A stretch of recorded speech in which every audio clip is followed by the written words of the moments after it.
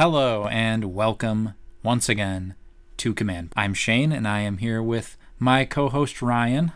Hello. As you guys know, the Atlantic City Open Kill Team Tournament happened this past weekend. It was the first big North American real non-TTS tournament. Yeah. Since the COVID times. Yep. IRL. Yeah, and we were there. I participated in it. Ryan, you're playing 40K. Yep. But we're here today to talk to you guys about the rosters of everybody in the top 8 at the tournament, and it was a stacked tourney. There was a lot of really good players there. Mm-hmm. It was a lot of fun, and I think there's some really interesting rosters here that we are excited to talk to you guys about. Coming in at number 8 is Steve Mancino or Steve Mancino. He was the only DRUKHARI in top 8. I think there was 2 or maybe 3 DRUKHARI at the tournament. There was at least 2. He went, I believe it was 5-3, and racked up 120 victory points over the 8 rounds, which pretty solid.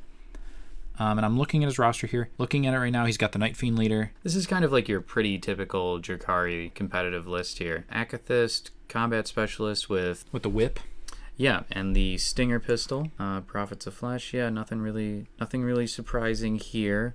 You did not have the opportunity to play against this list, is that correct? I did not get the chance to play against Steve. I did see him talking a little bit on the Discord, and he was very much repeatedly expressing his love for the Darklands. Which, yeah. I'm sure many DRUKHARI players do enjoy the Darklands. Understandable.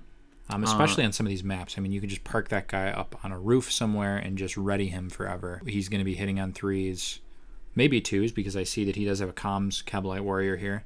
So hitting on 2s, because the range is so long, you're probably not going to be long range. You're ignoring obscurity, you're rerolling 1s, and then whatever you hit, you might kill it.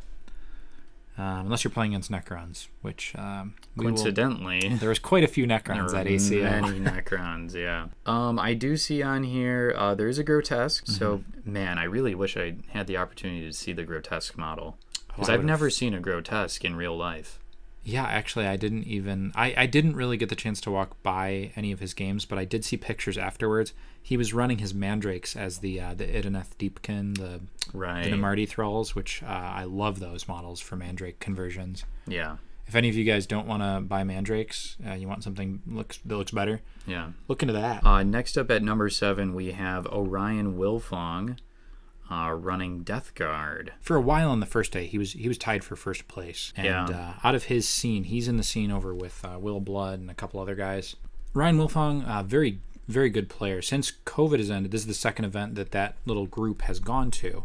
And he won the other one, and he's done the best out of his gaming group here at ACO with Death Guard, which is pretty impressive. Death Guard, not a faction that we really were rating very highly going into the tournament. We kind of had them middling, maybe like low B tier, high C tier, something like that. Something like that, yeah. I see a Blight Lord Gunner, combat spec with the axe and spewer, and from what I know, he was running that guy quite a bit. I didn't get the chance to play him, but yeah, I believe he was deep striking that model with the flamer and causing trouble. Yeah, makes sense. I like that he has the Flail of Corruption on the Zealot. For those of you who don't know, the Flail of Corruption, it's like you say the model has 2 attacks. The Flail gives them a D3 for each attack they have, kind of like the Arco Flagellants. Right. So you can use that Killing Frenzy tactic on this model as well. So if you get a hit roll of 6, it's another attack, which is another D3. And if you're playing against an Imperium faction, these guys have Death to the False Emperor too. So on a 6, you would be getting an extra D3 there too. So you could really stack up. My God, a lot of attacks with that model. That feels abusive. Oh yeah. It's only 1 damage at the end of the day, but this is a model that's pretty good at killing Necrons, which I'm sure was crucial for him in the tournament. Yeah, for sure. He does have a Plague Belcher demo and a Blight Launcher demo. Big fan of the Blight Launcher. Then an extra Blight Launcher non-spec, bunch of Poxwalkers, and that's about it. So really the only variety here would be which gunner he uses and which leader he uses. So nothing else really sticks out. I can tell you I know that he was doing some interesting choices with his secondaries. Again, I didn't get to play him, but I heard he was using the Art of War secondary, which is you get a point in a battle round if 2 models perform. Basically, there's a few actions, and if 2 models perform one of these actions, so it would be falling back, retreating, or consolidating into an enemy model. If any of those 2 actions are done twice by any 2 models on your team, then you get the point. And what he would do is people would charge his Poxwalkers, and he would just fall back with 2 Poxwalkers if they got declared, and then he'd just score the secondary. Fall back or retreated? Or retreat, yeah. Okay. As a reaction. Like, so somebody, like if there's a Poxwalker within 12 inches of a charging model, they're probably just going to declare all the Poxwalkers just because, why not? Yeah. They can't overwatch or anything. So he would just use that opportunity to just retreat with them and just pick up the VP for that, which is pretty interesting. Yeah. Moving on to Paxton Smith, who brought Astra Militarum. He was the only Astra Militarum at ACO. Which was pretty surprising. Yeah, it was. We were really high on them going into the event. I'm still pretty high on them even after the event. He placed 6th. He went 5-3, did very well. I actually got the chance to play against Paxton on the first day. This is a very strong list, and Paxton was a very good player, fun guy to play as well. So I mean, let's take a look at it. The special weapon guardsman leader, and it's CATACHAN. I don't think I mentioned that. Got some. So he had the 3 Scions on his roster. He's got the 2 Scion Gunners and then the Tempester. Against me, he deep striked all 3 of them. So one of the Scion Gunners is a sniper with a plasma. The other's a heavy with a hotshot volley gun. Kind of like just a take all comer thing. Like you can bring those 2 guns against anything and do okay. And then he's got the Tempester with the Power Fist as a veteran spec, interestingly enough. Gottfried Pius Vorn. He didn't bring Pius Vorn against me. I was a little bit scared that he would. Honestly, Pius Vorn with point blank Overwatch on that packet kind of scares me. She kind of feels like it's hard to deal with her. And she's got the 8-inch Strength 5 Assault Flamer. AP 1 damage. With CATACHAN, she goes up to Strength... She's a Zealot Specialist, obviously, and she goes up to Strength 6 on the charge with CATACHAN, which is a pretty nice thing. And she has another ability. I believe it's weirdly... Confusingly enough, it's called Zealot. Yeah. She gets to reroll all failed hit rolls. So AP 1, damage 1, just like the Flamer. She's a really strong model. Gottfried as well, and with the new rules, Gottfried gets the Power Sword and the new Storm Shield. So Gottfried with CATACHAN on this packet is actually Strength 5 because the Power Sword gets into 4 and then CATACHAN takes into 5. So that is scary. Yeah. And you said he has the new Storm Shield profile, so that's the 2-up save, 4-up invulnerable save? His base save is actually 4. Oh, okay. So he gets a 3-up base save, and now his invuln is a 4. Okay. Which, for my orcs, it actually made it... I killed Gottfried. And it made it like a little bit possible. If you just shower him with enough 2-damage attacks, you could actually kill him now. Probably can't say that before. Yeah. Not realistically. But yeah, he's a lot more offensively capable now, but a little bit more... It's possible to kill him where it wasn't really before. And then he's got a Bulgrim Bonehead. He didn't bring this out against me. He's got the Brute Shield and Bulgrim Maul, which is the correct way to kit out a Bulgrim. Yep. 4-up invuln is really good. Bulgrim Maul, 2-damage weapon. He really did run his list against me kind of like a horde. He had 4 of these just Lasgun guardsmen. Yeah. And then he opted to take the Sergeant with the Power Sword. Understandable with the new rules. He's got the option to take a bunch of Flamers or a bunch of Plasma. Against me, he didn't. I don't think he took Flamers. I think he just took a bunch of Plasma. 4 special weapon gunners with Plasma guns. 3 special weapons gunners with Flamers. I will say, I like it. My game against him is one of the hardest games I played all weekend. I managed to get the win over him, but the reason I won is because his team actually ended up breaking on turn 3. That's interesting. Which had me thinking if he was Valhalla, he probably wouldn't have broken. And we've spent so much time talking about CATACHAN and how strong it is. With Gottfried being Strength 4 already with the Power Sword, I wonder if Valhalla is like the better way to go. Because we started seeing some people on TTS start to run Valhalla. Yeah. Near the last few months. But, I mean, still, this is a really strong roster. He played it very well. Next up, Shane Smith. Who's that guy? I don't know. Who is he? That's my orcs. It is your orcs. Yeah. So tell us about your orcs. Yeah, my orcs. I ran DEATHSKULLS. I finished 5th overall at ACO. I do plan on doing a video, like an independent video, just talking about the roster, kind of like explaining my tournament with the DEATHSKULLS. Basically, it's almost exclusively knobs. I've got 2 boys, non-specialists, that I actually never ended up running at all. I have the Grot Leader. I've got the Demo Boss Knob with the Scorcha. Scorchin, Big Choppa. That was a big piece for me. I would deep strike him a lot of the time without flank, and I've had a lot of success doing that. Heavy Flash Kit, one of the only models on my team to feature every single game. He was just he's probably my MVP for the tournament, to be honest, the Flash Kit. I gave him the Get Find a Squig, so he basically gets Ballistic Skill 3. So the Flash Kit doesn't actually benefit from Deathskulls. He can't take that culture. He can only take freebooters, which I didn't have on the roster. But his presence in your list doesn't take away the sub-faction that your other models have. So he just doesn't get Deathskulls, but all the other models do. He really didn't end up needing Deathskulls just because I would always park 2 ammo runs next to him. So he would get 2 free hit rerolls every time he shot, basically. Well, each phase. And that kind of made up for the lack of Deathskulls. And he has Strength 6, so I usually didn't need a wound reroll anyway. And 1 wound getting through, I mean, it's AP2, 2 damage. It's a hell of a model. Really strong guy. Yeah. Beyond that, I've got, the options to take either Kill Saws or Big Choppas.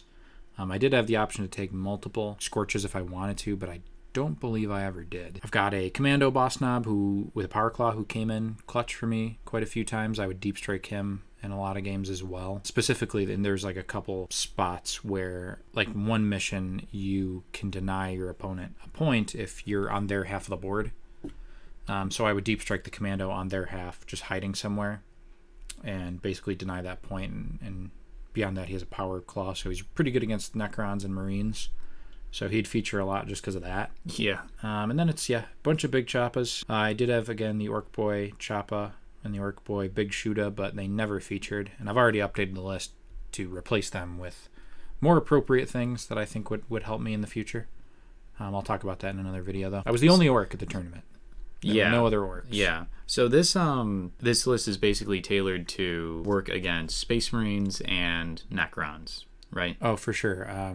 But what's nice is they can kind of tailor into anything. Like the Big Choppas are really good against T3, and then the Kill Saws and Power Claws are really good against T4, and the Snaz Gun is just good against everything. That Flash Kit. Yeah, I really like them. And I mean, they basically kind of perform like Space Marines. Mm-hmm. Like the knobs are, they're 2 wound guys running around. They're a little bit less durable, just because of 4-up save instead of 3-up. Right. They got the 6-up invul, no, but they hit like a truck. They're all strength 5. They reroll charges. It's yeah, they're great. Yeah. Okay, so let's now move on to number 4, Benji. Yeah, Benji Ryle on the Discord. The Necron King.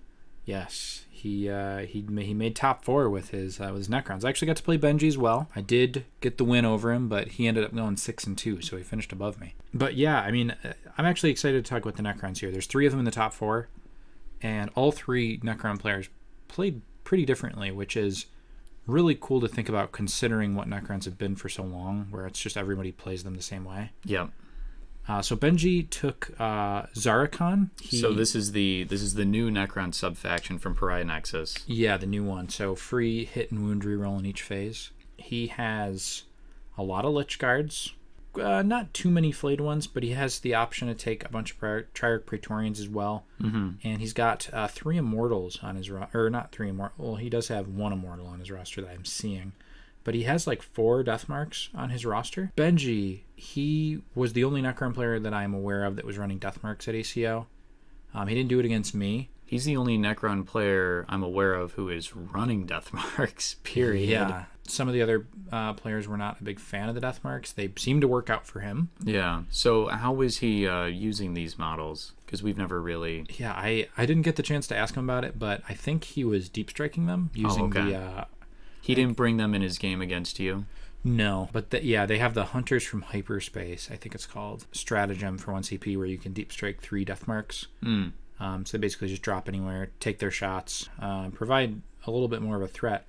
And I mentioned that he has the Triarch Praetorians. He said that he never took any of them in any game he played over the whole weekend, which is very different from the other Necron players that we're going to talk about. Yeah.